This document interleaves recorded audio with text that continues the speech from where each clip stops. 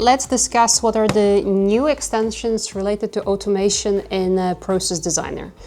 There's a number of things.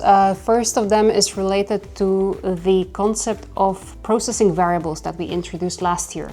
What we've done now is we've extended them with support for reading the values directly from Microsoft Office.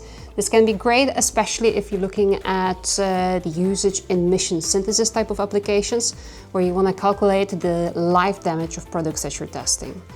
Another very interesting extension is related to using that descriptive annotation that we already applied during acquisition to guide the data through the process. So you could imagine, for an example, that you're processing data measured with tire 1 in a certain way and a data measured with tire B in a completely different.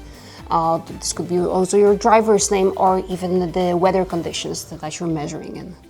Last but not least, and one of my personal favorites, we can now automatically validate the process data. So for an example, compare a calculated order versus a target curve, or automatically reject measurements if the PSD that you've calculated is above or below a certain value.